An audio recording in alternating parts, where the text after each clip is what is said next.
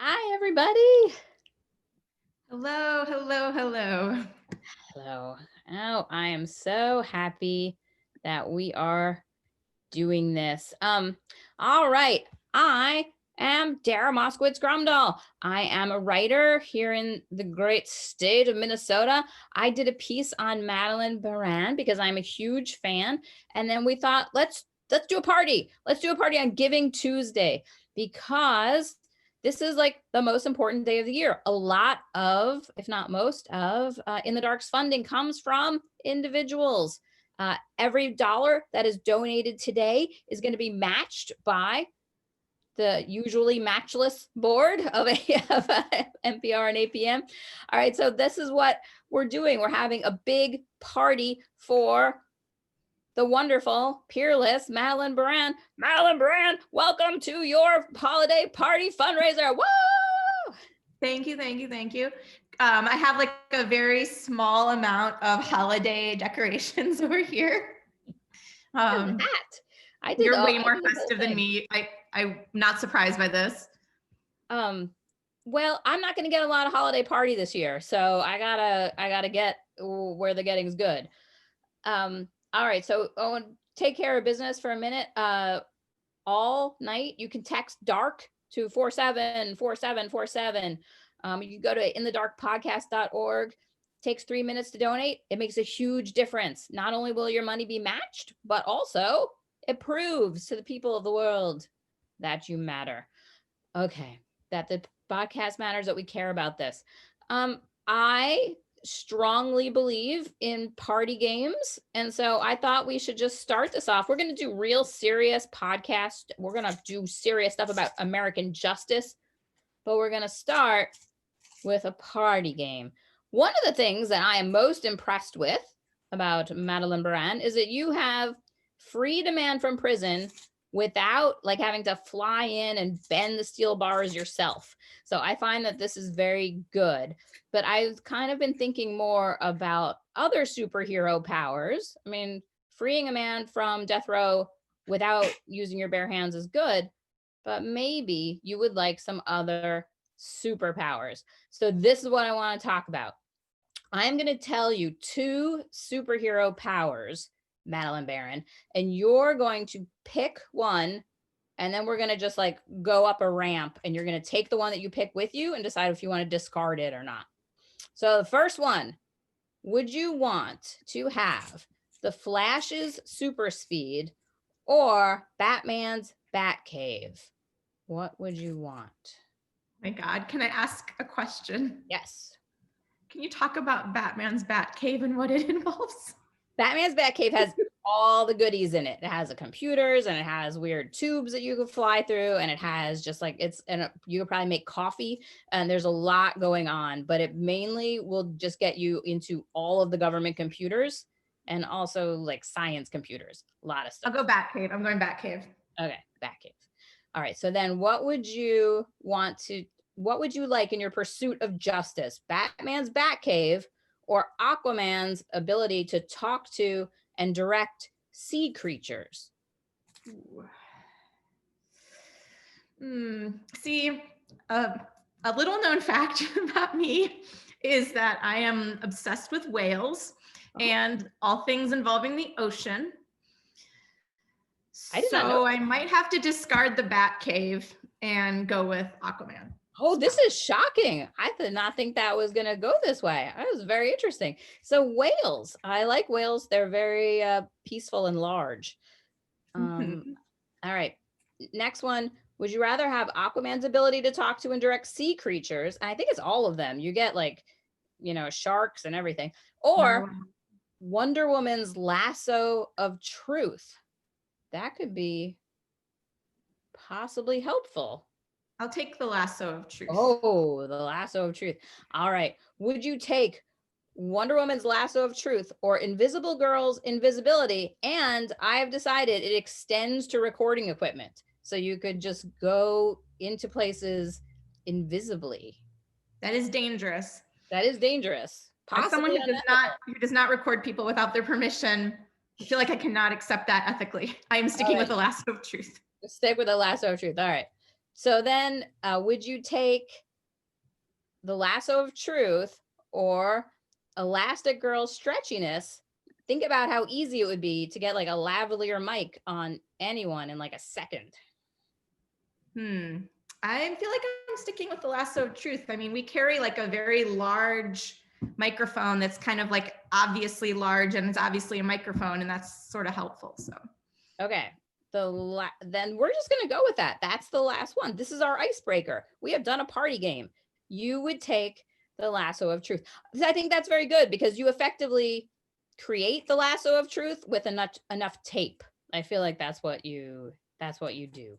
So all right, so here's what we're gonna do. We're gonna have an hour of asking Madeleine Baran questions. We're gonna get the inside scoop on all the things that happen.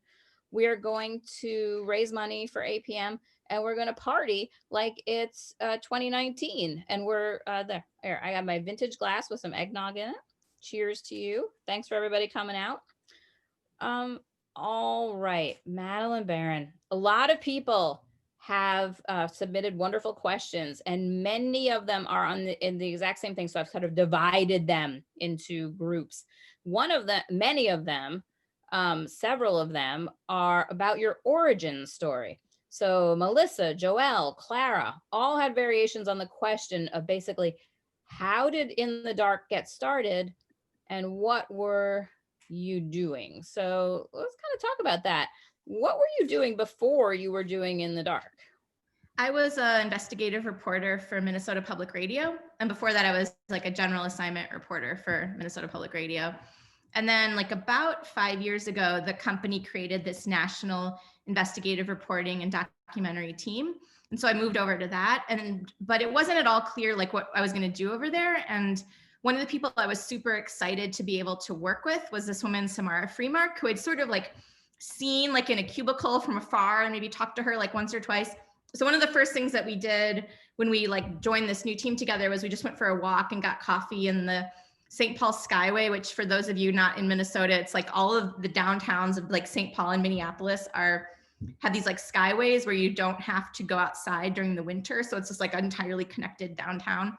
And it's kind of depressing. But like, so we were walking around the Skyway, like getting coffee or something. And we just started talking about things we're interested in. And I mentioned just kind of in passing this Jacob Wetterling case and how I had this question sort of lingering for a while of like, why hadn't this case been solved? And Samara she was like immediately interested in this. She was way more interested in it, honestly, than I was at first, but then we just sort of like got each other interested in it. And then I think by the end of that walk, we were like, okay, we're going to do an investigative podcast together. This is what we're going to do. This is the question we're going to seek to answer. And then we just started it. I mean, like pretty rapidly after that. And so that was like the first thing and the only thing I've done since joining this new team. But yeah, so like from the very beginning, like this is me and Samara co-creation throughout. But yeah, it was just a walk to get coffee. You know, I like this story that when I wrote about you and I got your, deep backstory, that you basically just got a tiny job at NPR and you were like, I'm going to do my tiny job and I'm going to do investigative journalism on the side and no one's going to stop me, right? That was because you were like, if I do a really good job, they're going to want it. Yeah, no, I was hired as like a part-time online reporter working from like 2 to 7 p.m. Monday through Friday. And it was like, my job was to like transcribe interviews that were on the radio or like write a lot of like rewriting of press releases, like the stuff that no one wants to do in a newsroom. That was basically like my job description. And so, but like the good thing about it was that it was like a weird schedule. No one really knew what to do with me, sort of. Like I had like 3 editors or no editors. A lot of people thought I think was an intern. And so like I sat in a weird part of the newsroom. And so I was just like, my philosophy about this is like, just do what you want to do until somebody like refuses, like don't ask permission. So I just started like, doing my own reporting kind of around the edges of my schedule and would bring things to editors and say like, hey, like, what if I spent some time doing this? Like, although I'd secretly already done all of it. And they would be like, oh yeah, like you could maybe spend an hour doing that. And then like gradually over time built up to what I wanted to do, which was investigative reporting. Yeah, I love that. It's like, there are questions in the, that we've gotten from people, which are basically, how do you get started? How do you do it? And it's a little bit of a, you just start. I love your story. It's so like Brenda Starr, girl reporter. It's like, all right, I've kicked my way into this newsroom. You want me to do all this little stuff? I'm going to do some big stuff on the side. Um, Yeah. and then you got involved with, people from In the Dark don't know, but you were key in one of the biggest investigations in Minnesota before In the Dark. Do you want to tell people a little bit about that? Yeah, so I spent about 2 years as the lead reporter on a really large project that exposed how the Archdiocese of St. Paul and Minneapolis were continuing, like this was in 2013, 2014, continuing to cover up clergy sexual abuse, sexual assault of children by priests. And that this involves secret payments to priests. We had all kinds of documents. We had the largest leak from inside an archdiocese, I think, in the history of any reporting on the Catholic Church in the United States. And so it was this like big, like massive unfolding story that led to the archdiocese declaring bankruptcy, criminal charges, several hundred lawsuits brought by survivors of clergy sexual abuse. So it was like a large team that I was part of. That began with like a call I got from a whistleblower, just like in the newsroom. And then it, like so many things, like start small and then it's like grows and grows. But yeah, and the editor for that story is now my boss in the new thing. So a lot of the same people. But yeah, so I had done investigative reporting for a while before. I love In the that dark. story because it was like, you got this tiny job, you decided to do all the things you wanted to do, and then everybody just kind of noticed you. And then when the cold call came in, they were like, oh yeah, it definitely goes to her. I don't know who else it could possibly go to. It doesn't seem anybody, it doesn't seem to go to anyone. So it's just such a perfect, like, creating the conditions to do amazing journalism. All right, I want to You talk can to find a you. way to do it. Just do it. And why create an opportunity for someone to tell you that you can't do it? Like that just to me seems just like strategically unwise. It's like, I'll keep doing this until someone notices and tells me to stop. Right. And then they'll look like a big jerk. So they won't do it. Well, it's also, you're doing something fantastic. So it'll come your way. All right. I want to talk about the Samara Freemark. I want to talk about the team. I think that that's something that is hard to put into words, but let's talk about the team collaboration and what's that like on kind of I think people don't understand, at a day-to-day kind of way. You really work hand in hand with Samara. Yeah. So our team, is that your dog? It was, I'm sorry. No. I just was like, I heard this like either very loud stomach growling or a dog. Oh, she's right here. I think she wants to say hi. Oh, Nice. Yeah, our team.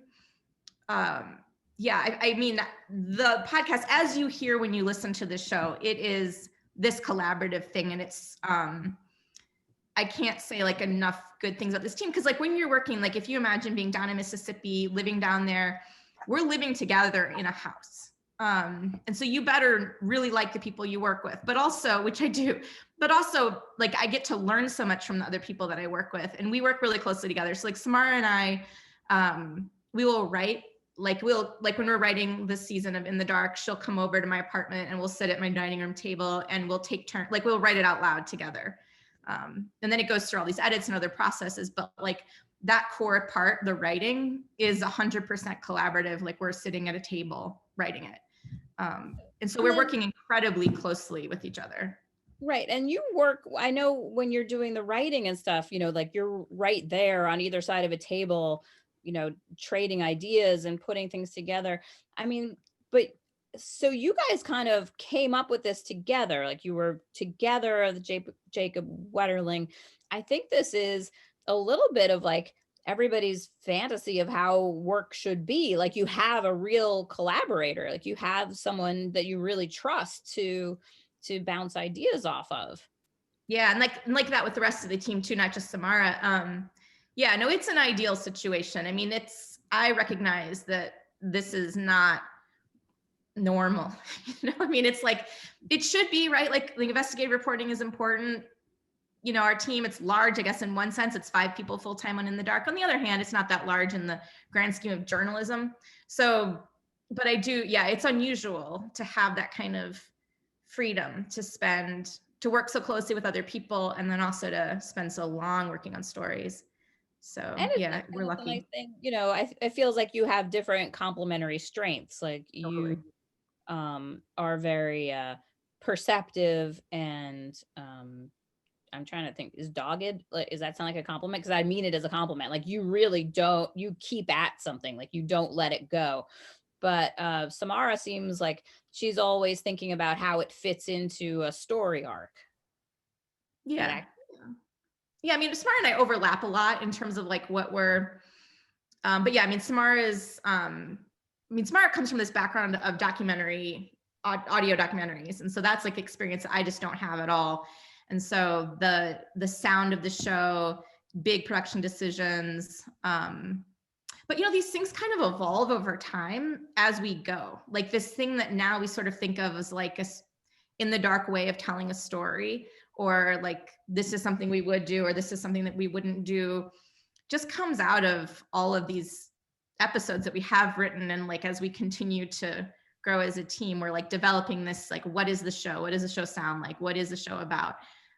So it's, yeah. And then with everybody on our team, like we're all different in some ways, similar in others, but like I do think we complement each other. And also, like, if you're working on a long project, and especially an investigative project where you really cannot talk about it, I don't know what I would do if I didn't work on a team. Like, I mean, not that you want to talk about it all the time, but like if you could talk about it only to your editor and no one else, be kind of lonely.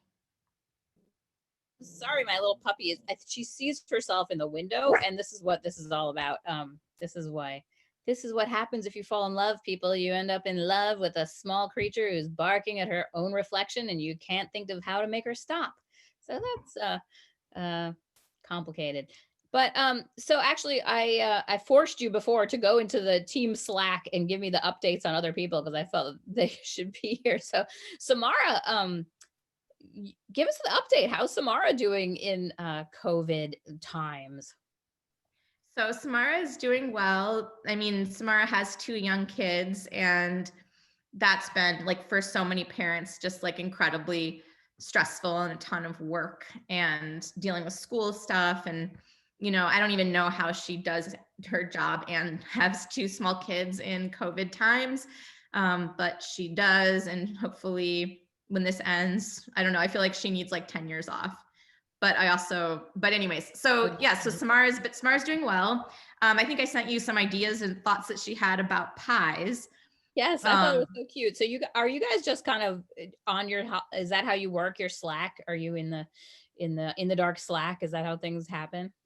For some stuff, not for everything, but For yeah, some. today we're all scattered everywhere. No one, we're all working remotely, of course, now. So yeah.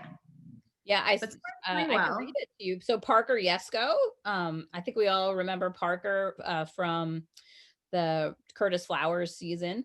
Parker is experimenting with pie crust and has a puppy that she's allergic to, and then does a New York Times crossword puzzles, which I am very impressed with because that's hard to do.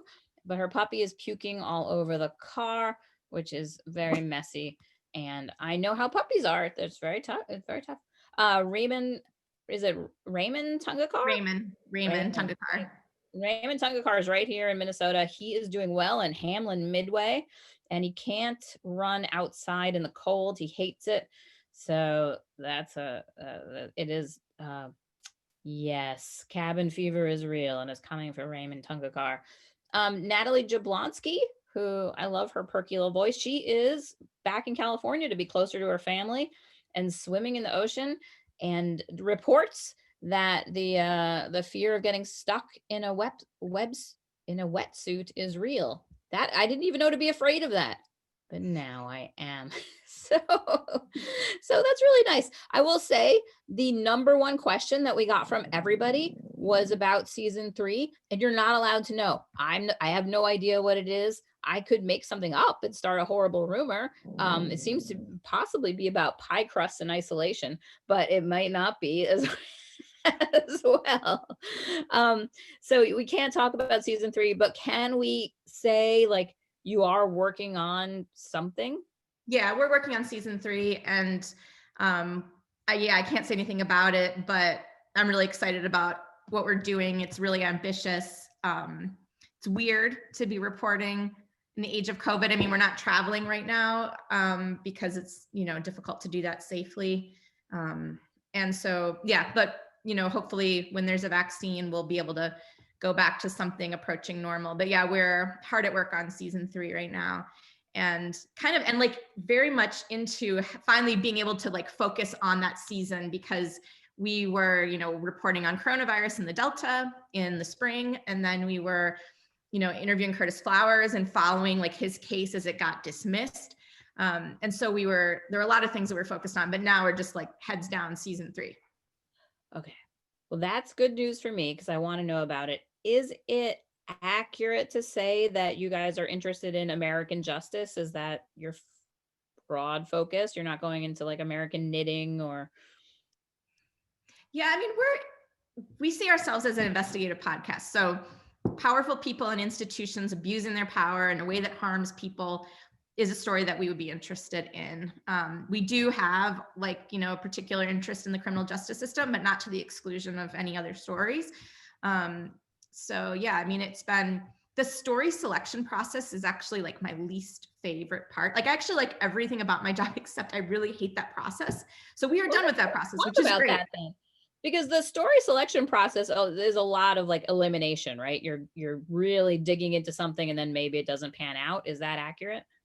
Yeah, it's more every time that I've done an investigative story, it's you never get the story idea the same way twice, it seems like. So there's this sort of chance and coincidence and whatever that leads to a story idea. And so you sometimes think well, how are we going to come up with where's the story idea going to come from? And you always get one. It always happens, but it's just you never know. And so it's less an eliminating thing, and it's more just trusting that we will find something. And we have tips that are coming in. We also have our own ideas for stories. And so we spend months and months going through story ideas. We have a big spreadsheet where, I mean, if you've sent us a tip, even if we haven't responded, we have read, and in some cases researched. We've read all the tips. We've researched a lot of the tips. And then, we combine that with our own ideas and conversations that we have, and then go through a long pitching session with the editors, just to make sure that this story, we are aware that we are really fortunate to be able to go really deep in our reporting. And so we don't want to waste that. And so we're really careful about the stories that we decide to do, because we really feel we should be doing stories that can't get done if we don't do them. That's our, one of our unique roles, I think. And so we take that really seriously. So anyways, and it's just, it's a process. You have to have a good question that's important. You have to have an interesting story that's complicated enough that you don't know where it will go, but you know that no matter where it goes, it's important and interesting. So yeah, it's a whole process, but we've picked a story and I'm feeling really good about it. So when you say important and interesting, the plan is this will change the American conversation in some way, right? It's going to have a big impact. There's no small in the dark stuff.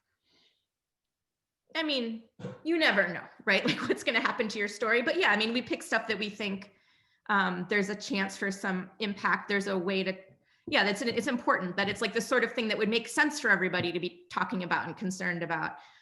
You just never know. I mean, with Curtis Flowers, I was shocked that the Supreme Court took that case, and yet they did. So you just never know. I mean, but yeah, I mean, we look for, to a certain extent, we look for wrongs that can be righted, but really more than anything else, we look at potential wrongdoing, whether it's intentional or neglect, and looking at parts of our system that have broken down, or people in the system who are abusing their power in ways that are important and large. A lot of times we get tips that are really interesting stories. They're just not time consuming enough for us. Because that's the other thing. It's we need something that's going to require Parker Yusko to go out and do something terrible for 10 months of her life, and it's sometimes there just isn't, the story is just yeah, we could do that in 2 weeks.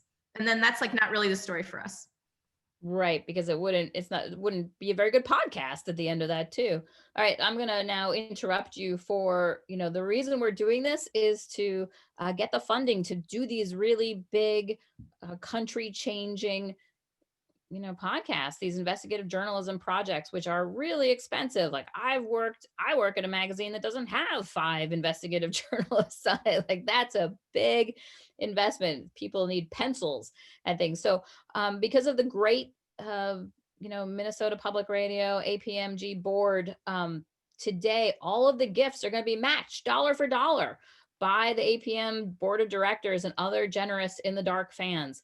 This work would not be done without In the Dark fans.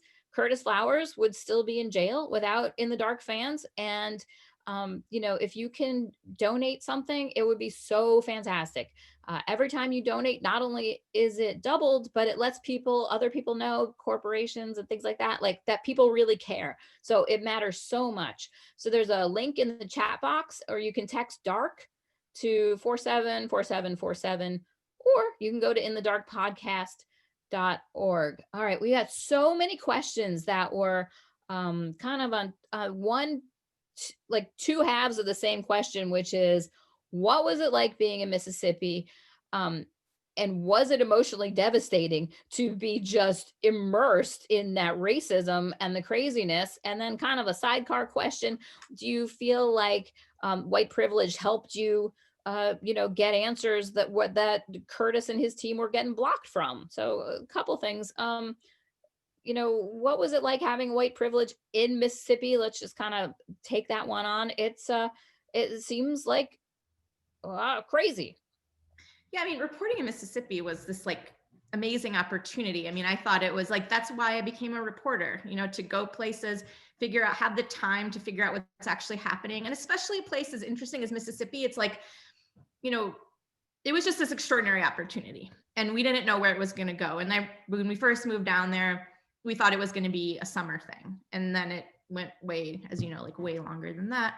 I got the details on this house. I was so obsessed because it's the only time I found like an inch of daylight between you and Samara, where you were just like, it wasn't much mold. And she was like, it was so much mold.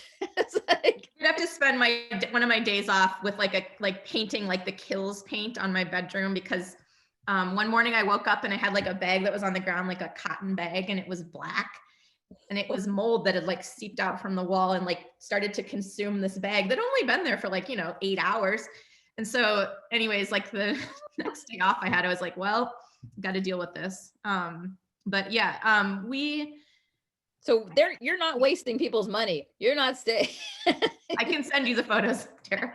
No, I mean, we are not. I mean, like, we're doing this as cheaply as we possibly can. I mean, the reality is that like our biggest expense is not going to be our housing. It's going to be our salaries to be down there. But yeah, I mean, we were staying in this house that had like, all kinds of various issues with it. But yeah, anyways, it was good though. I mean, we were into having this place and, but yeah, I mean, being down there. Was it emotionally devastating? I mean, it seems like it must've been. It wasn't, because tell me about that. I mean, our job is not like my role as a reporter is not like, I'm not the person who the story is happening to. Like my job is to come in and do this thing, like this journalism thing, where my job is to gather information, figure out what's going on, put it in context. And so, there is that separation that exists between the reporter and the story. And when that separation doesn't exist, that I think is a very unhealthy at times dynamic, where it's like not fair to the people that you're interviewing to sort of say, well, I'm also sad that this thing happened to you. It's like, well, yes, you are, but like you didn't live it. It's not your family members who were murdered. It's not your loved one who's in prison. So I do think that there's a separation that's healthy that we try to maintain. I think that being, white Northerners was interesting in terms of our relations with some of the white people in the town and the surrounding areas. Parker, at one point we were at a football game and Parker was kind of down sort of on the sidelines, I think. And Natalie and I were up in the stands, if I'm remembering this correctly. And a person approached from the town, like an official in this public schools, approached Parker and said, who sent you here? Like the ACLU, the Southern Poverty Law Center, like, why are you at the football game? Not like reporting on the criminal justice system, like, why are you at our football game? And so there was a lot of that kind of thing from some of the white people, a lot of the white people in the town, who basically felt, I mean, it was sort of came down to, do you think there's problems in the criminal justice system? If so, you're into reporters being in your town to look into them. If you don't think there are problems, then you're very much not into us being in your town. And so that broke down almost entirely on racial lines, not surprisingly. So it was very different. I mean, the reception from the white and Black communities. On the other hand, like, it's not our job, like, our job is to talk to everybody. So we were, I mean, people talk to us, you know, regardless of how they felt about Curtis Flowers or us. Yeah. So, and then I'm just going to keep with this because everybody's interested. So you didn't feel like you needed, you know, self-care. You didn't have to, like, you know, put on dolphin calls and take a day off. Like, you just are really in there just like, you know, on it, like, talk to this person, talk to this person. I think that what it is, it's like, there's this great center called DART that is the Center on Journalism and Trauma. And one of the things that they talk about that's really important that studies have found in dealing with stress at work for journalists in particular is just having someone to talk to. Like, a really quick conversation is actually sometimes the best thing. So, like, thinking back to like how we have this team, it's like, it might just be you had this like really kind of stressful interview and you're like driving back, and you were in the interview with Natalie or Samara or Raymond or Parker, and you just like talk about it. You're like, well, that was really messed up, you know? And like, maybe you come back at night and you're like having food and you talk about it for a couple minutes. And like, that kind of stuff is actually really important. Oh, that's interesting. So it's the team itself that allows you to do the work. Oh, interesting. I think so.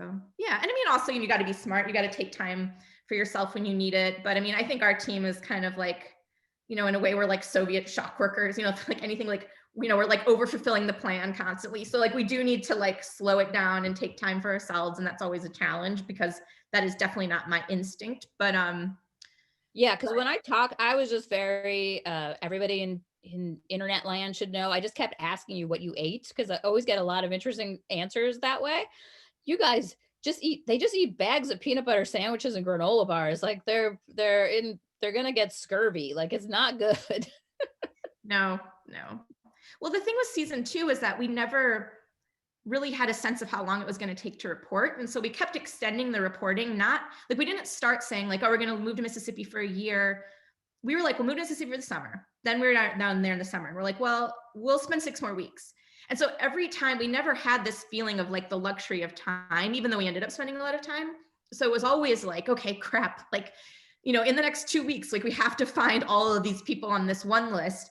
And so there was this like, yeah, I think looking forward to future seasons, that we're going to try to commit more, like in the beginning, to say like, okay, this is definitely going to take a while. Let's be smarter about kind of our own personal lives. But yeah, there was a lot of peanut butter and jelly in the car, and some carrots if we were feeling like ambitious, I think.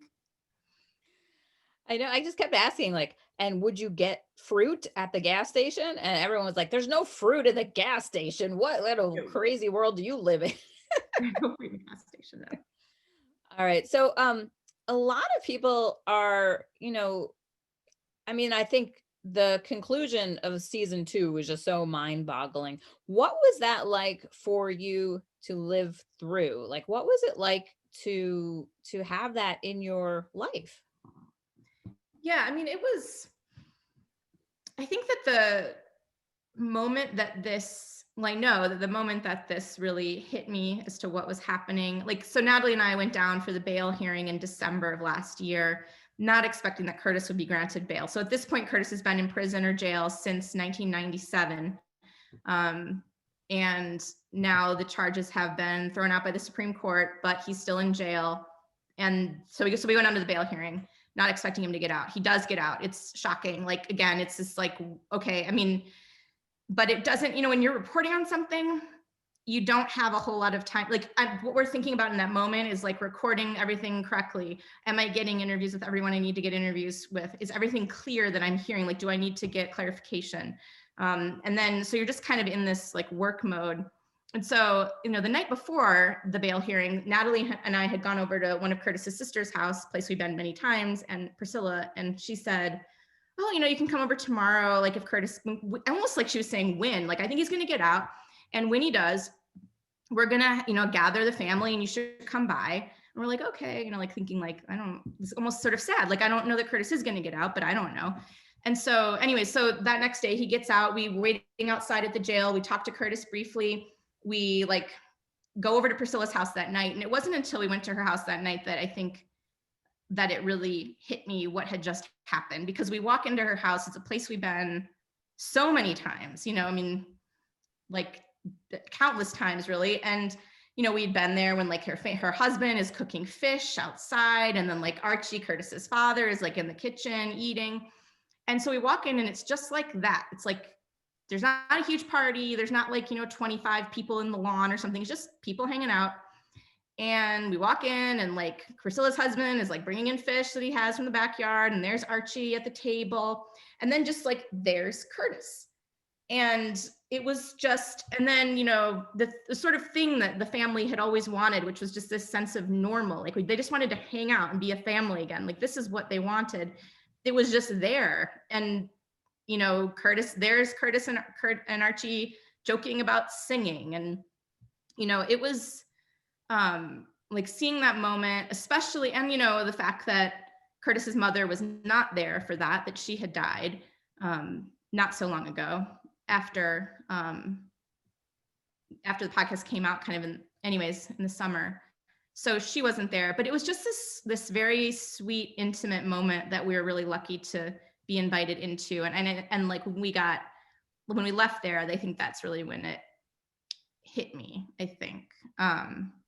Yeah, because I mean, and so the thing that hit you was that that you had changed his life so much, or that you had, you know, taken this the Supreme Court was just amazing, you know, mind-boggling. But like, how did that just make you feel like, oh yes, I knew this would happen, I'm a journalist? Or was it no, I mean, you never know. The Supreme Court granting cert was really unexpected, I think, by everyone. It didn't make a whole lot of sense for them to take it, honestly, like compared to what cases they normally take. So that was a big surprise, but you don't really control, I mean, you don't control at all what happens to a story once it goes out in the world. So you just think like, okay, I think this is an important story. I'm going to report it like exhaustively. You know, the whole team we're going to try to tell it the most compelling way. We believe that it's important. So we believe that people are going to care about it, because that's a big part of it too. People cared about this. People, you know, talked about it, shared it. It became a big story because of what listeners did with the story. I mean, so, and tell me about that. You feel like the listeners themselves are part of what made it a big story? That makes sense. I didn't think about it before. Yeah, absolutely. I mean, I just think, I think that public pressure, I mean, I don't know why the Supreme Court took the case, but I think that having it in the spotlight certainly increased its chances of being taken. And it was in the spotlight, not just because we put it there, but because people looked at it and listened and cared about it. So, but yeah, I mean, and I use that as a time to ask for donations. You guys, I never thought about that. That makes total sense. It's like the people amplifying this and listening and caring and writing letters and being aware of it is part of what made this happen. Oh my God, we did make news on this on this podcast. I never thought about that. Everybody that's listening, you're part of what made this happen.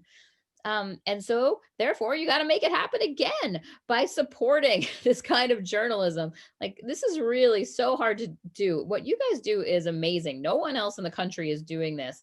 And if anybody out there can support it today, the donation gets doubled. That it just means so much. Like, whatever you can throw in, and if you can throw in $50, you get the super cute T-shirt, and then you're gonna be able to wear it next summer when we both have our lives back, and people will be like, "Whoa, you're one of those world changers I know about." So, or you can text DARK to 474747. I didn't think about that, about how the listeners are part of what made it go to the Supreme Court. Why didn't I think about that? Oh, I love the listeners. Hooray. And then, you know, when we went to the Supreme Court that morning, we got there what we thought was early. I think we got there a little bit before 6 or so in the morning.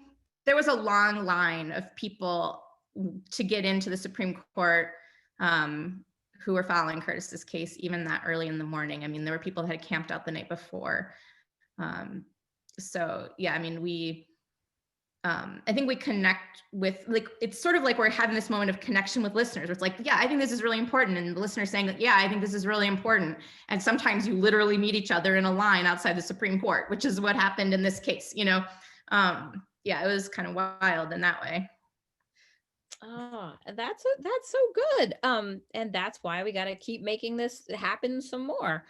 All right. So another giant kind of tranche of questions that we got aside from the future that we can't do that about was we get so many kind of follow-up questions, and that's not what you do, right? You're not going to just keep reporting Curtis Flowers to the end of time. Like you did what you do, and now other local journalists, like they pick up the threads of the Curtis Flowers case and you go and you do the next thing, right? Kind of. I mean, I don't know. I think with this case, like, it's our responsibility to report this story. You know, we are going to continue to report any major developments in Curtis Flowers' case, Curtis Flowers' life, Doug Evans, the prosecutors.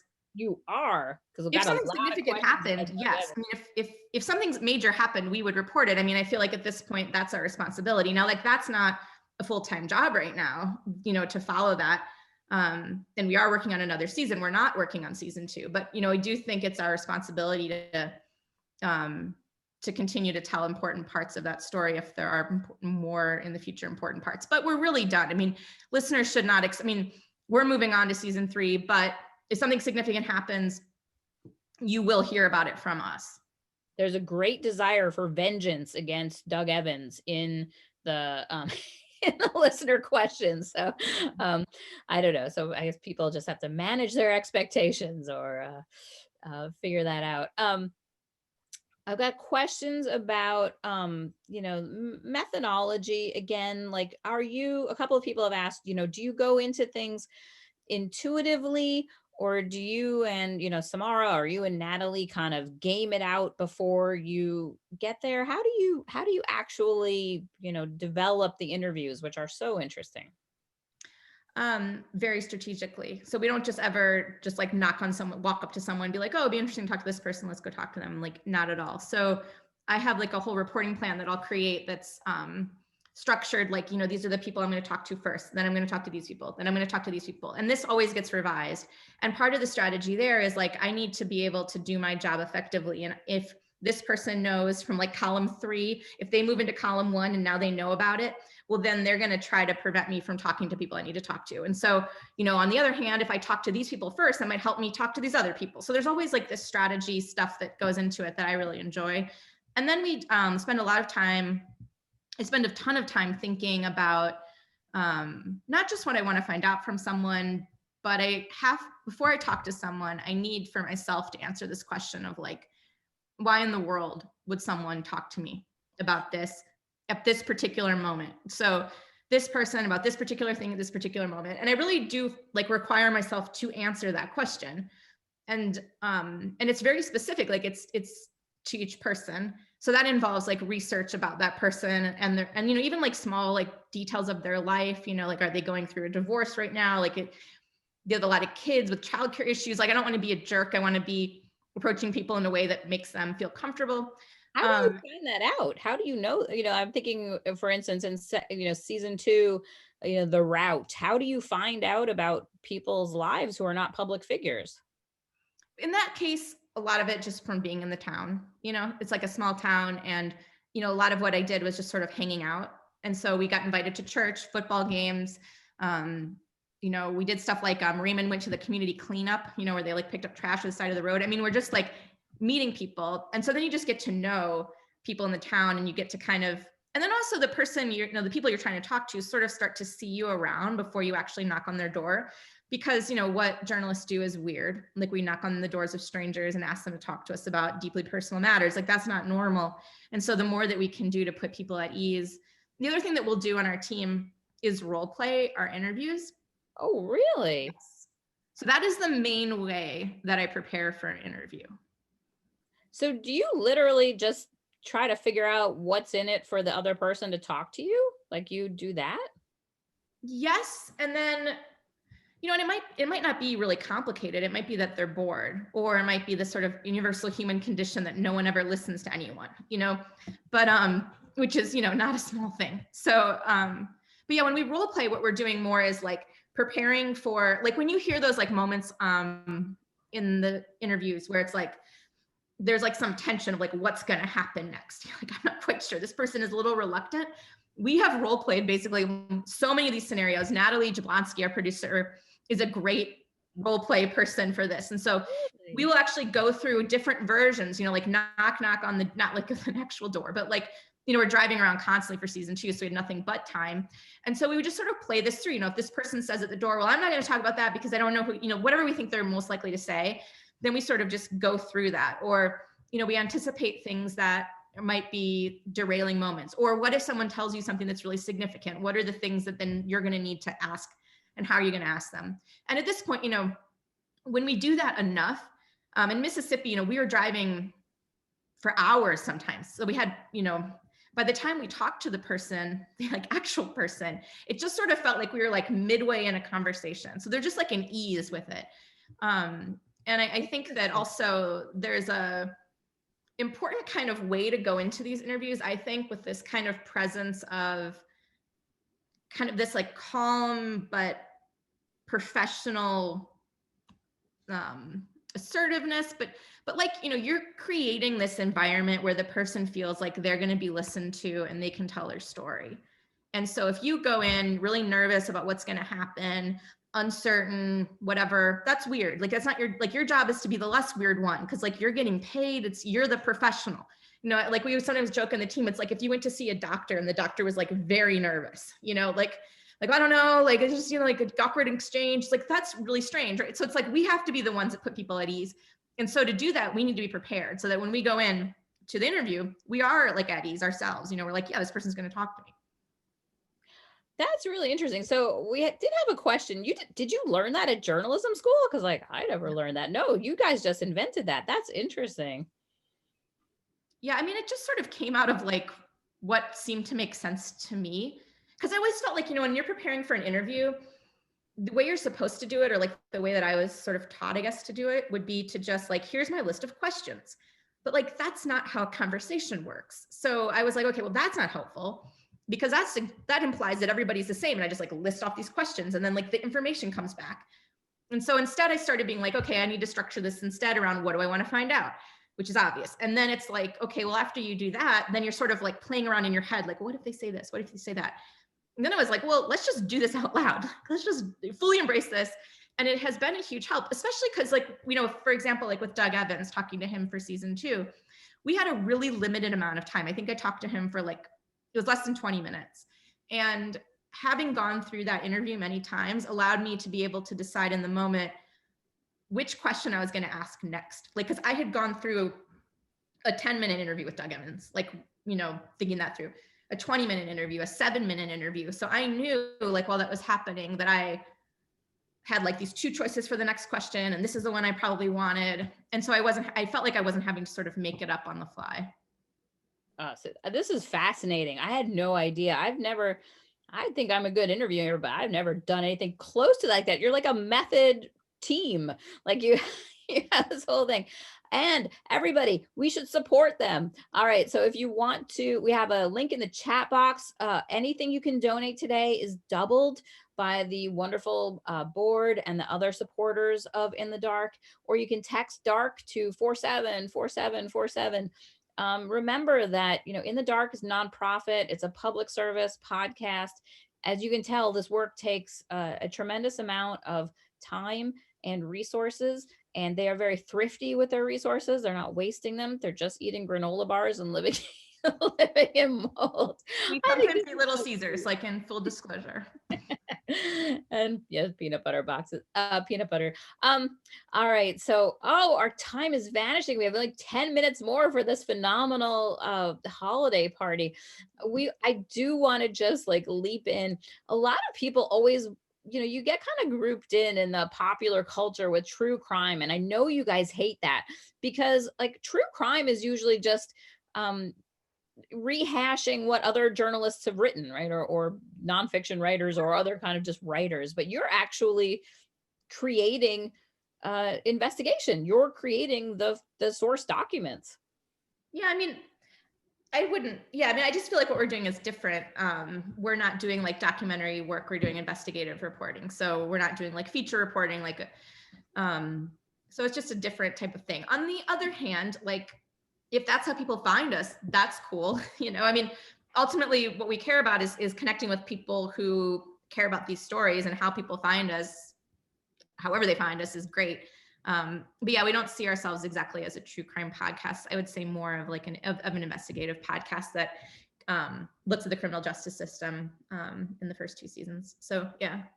Yeah, because I think of like a lot of true crime is just basically people are just getting books. You know, you get some books about Ed Gein or something, and then you talk, you talk about I it. mean, That's like, not what you there's do. a good way to do true crime. I don't want to like, you know, but yeah, no, that's not like what we do. And, you know, it's just a different type of thing. So like when you think about the kind of stories that we're drawn to, like, it's not enough for the story to be interesting or to say interesting things about human psychology, personality, society. It has to be investigative. It can't be, you know, even if you think about like classic works of, I guess, true crime, reporting on the Manson family or something like that, like that's super interesting. That's not necessarily always going to be investigative. And so, but it's not mean anything bad about it. It's just not investigative. So what we're doing is just slightly different than that.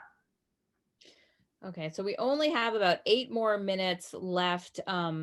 I really so appreciate you taking the time here. I love to see you in your basement there. I'm in my little Christmas den here. I hope everybody can support on Giving Tuesday. You know, in the Dark podcast. The last questions I'm going to ask, I know we can't talk about the future specifically, but we can talk about the future in a general sense. So, you know, your team is such a well integrated, little honed, interesting, kick butt team. Um, you guys, you know, I feel like you could just deploy to like different different things. You're like an American treasure of journalism. You know, is it? Do you feel like you're just, you know, are you just going to plan to work together for a while? I mean, it seems like you're just in the groove. Yeah, I mean, I feel like this team, how did I get this lucky to be able to work with a team this good?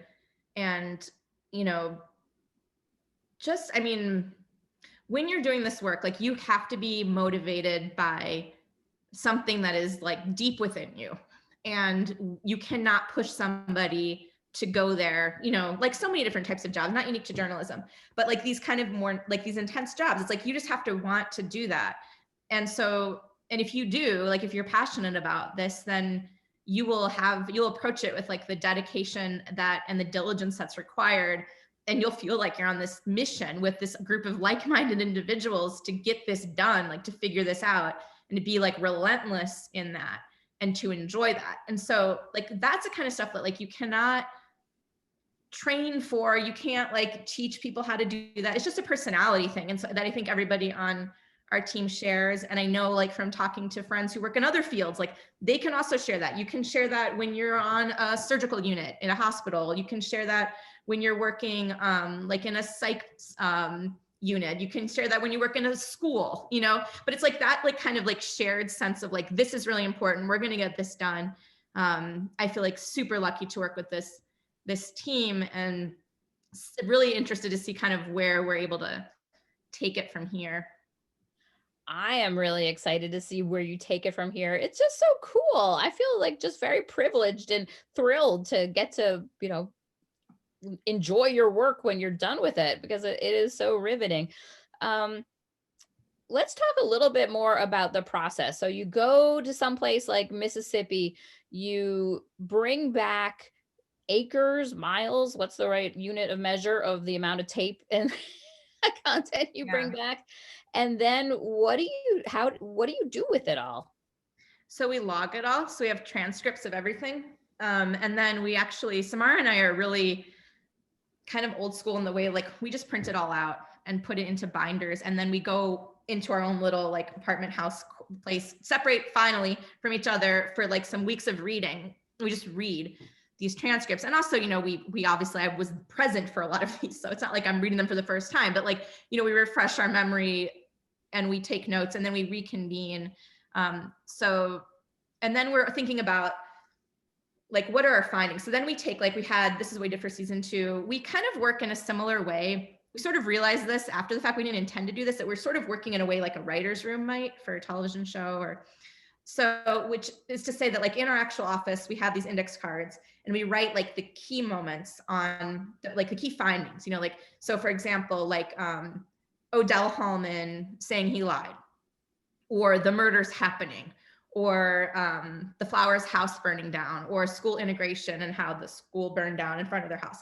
And so then we'll, like, when we were starting to write, we will before we write, we put these cards up on the board, and we have like these like columns to be like episode 1, 2, 3, and then we just move them around. So it's like, episode a ton. And this, we would kind of go into this room in different groups, and be like, oh, like, it would be interesting to see like what two people separately might not have had this idea to like move episode 4 into episode 7 and take half of it and put it in episode 8. But just this process of doing that kind of fine tunes it until we get to a point where we're like, okay, I think that is the right structure. And now we will start to write. And so typically what Samara and I will do is one of us will take sort of the first pass at an extremely rough draft. And also also relying heavily on Raymond and Parker as producers as well, pulling tape for those really rough versions. And then Samara and I will sit together and write through. So we're not just like starting to write, it's like very much outlined first. And of course things change dramatically in edits as well, but that's kind of our process. And it involves a lot of edits and a lot of time. I mean, it's always interesting to go back and look at like the first version. Like for example, for season 1, on the Jacob Wetterling case, which you think should obviously open with with something like the abduction or, something. We originally had it opening with a community notification of a sex offender meeting, like not connected to the Wetterling case, just one out in the community. Because we were thinking, oh, it would be interesting to sort of show the long reach of the story. And it's like a terrible way to start the podcast. It's like too nuanced, not interesting, but it survived like several, maybe the 2 first versions. Fortunately, there's like 25 versions and it goes away. And, but that's like a fun part of it too, because it's this puzzle, it's like you're trying to tell a narrative arc in each episode, but then you have all these episodes and you have to have a narrative arc over the whole thing. So yeah, it's kind of a creative challenge. That's very much how nonfiction books are written. People put everything on index cards and move them around. And that, I think it explains how the texture of everything happens so well. All right, I'm going to make our last kind of hard press here. You guys, In the Dark is like a national treasure. We have to support them, especially today on Giving Tuesday. All right, so anything you can give today is matched. It's doubled. That's 2 times more, right? So it just makes a really big difference. So there's a link in the text box that you can click on. You can text DARK to 474747, or you can go to inthedarkpodcast.org, and anything you can do to support this wonderful podcast today would be greatly, greatly appreciated. Yeah, and if you've given in the past, and I'm sure a lot of you on this call have, thank you so much for that. I mean, there isn't like a secret way that we fund this podcast. It's like we're funding it because you are giving us resources to do it. And so like us being able to continue to do this work relies 100% on the ability of listeners to support it. We're obviously in like a completely crazy time right now, but if you are in a situation where you can donate or continue to donate or do whatever you can, like that's really the only way that we can do this reporting. And I know that, that many people I'm sure on this call have already done that. And we're just incredibly grateful for that. And then like you really, like we were saying earlier, it is true that then when you listen to season 3, you honestly can say to yourself, like, I was part of making that because you were. That's right. Because everybody that donated to make season 2, like change the country, change the conversation. Like how fantastic is that? All right, Madeleine Baran, I am such a huge fan. You are doing just work that people are going to look back on for generations. It's like, whoa. And now that I know about your role playing, I'm like, well, she's reinventing journalism, which is a phenomenal thing. I'm so happy you're doing this. You are a treasure. You are Merry Christmas, Happy Hanukkah, Kwanzaa to you, Happy Holidays to you. Thank you all for being here tonight. You people that are watching are the best people in the country, and I love you. This is great stuff. So yeah, Happy Holidays. Thanks for coming to our Giving Tuesday party. Thank you. Yes, thanks everyone. Thanks, Dara, for hosting this strange but delightful event. Bringing the holiday cheer. That's what we're doing in our little individual pods and expressing gratitude. All right. Thank you. Bye, everybody. Thank you, everyone.